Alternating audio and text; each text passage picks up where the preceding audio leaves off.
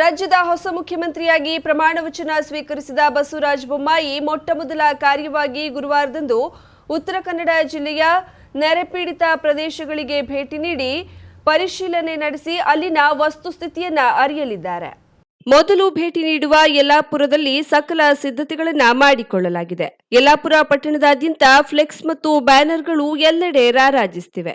ಪಟ್ಟಣ ಪಂಚಾಯತ್ನ ಪಟ್ಟಣದ ಎಲ್ಲೆಡೆ ಸ್ವಚ್ಛತೆ ಮಾಡಲಾಗುತ್ತಿದ್ದು, ಪಕ್ಷದ ಕಾರ್ಯಕರ್ತರು ಪಟ್ಟಣದ ಸಿಂಗಾರದಲ್ಲಿ ತೊಡಗಿದ್ದಾರೆ. ಮೊದಲಿಗೆ ಪಟ್ಟಣದ ತಾಲೂಕು ಸರ್ಕಾರಿ ಆಸ್ಪತ್ರೆಗೆ ಭೇಟಿ ನೀಡಿ ಶಾಸಕ ಶಿವರಾಮ್ ಹೆಬ್ಬಾರ್ ಪುತ್ರ ವಿವೇಕ್ ಹೆಬ್ಬಾರ್ ತಮ್ಮ ಸ್ವಂತ ಖರ್ಚಿನಲ್ಲಿ ನಿರ್ಮಿಸಿರುವ ಡಯಾಲಿಸಿಸ್ ಕೇಂದ್ರವನ್ನ ಉದ್ಘಾಟಿಸಲಿದ್ದಾರೆ. ಸರ್ಕಾರಿ ಆಸ್ಪತ್ರೆ ಮುಖ್ಯಮಂತ್ರಿಗಳ ಸ್ವಾಗತಕ್ಕೆ ಸಜ್ಜಾಗಿದೆ. ಇದಾದ ನಂತರ ಕಳಚಿ ಹಾಗೂ ಅರೆಬೈಲ್ಘಟ್ಟ ಮತ್ತು ಗುಳ್ಳಾಪುರ ಭೇಟಿ ನೀಡಿ ನೆರೆಬಾಧಿತ ಪ್ರದೇಶಗಳ ವೀಕ್ಷಣೆಯನ್ನ ಮಾಡಲಿದ್ದಾರೆ. ನೂತನ ಮುಖ್ಯಮಂತ್ರಿ ಆಗಮನ ಯಲ್ಲಾಪುರ ಪಟ್ಟಣದಾದ್ಯಂತ ಬಿಗಿ ಪೊಲೀಸ್ ಭದ್ರತೆ ಕಂಡುಬಂದಿದೆ.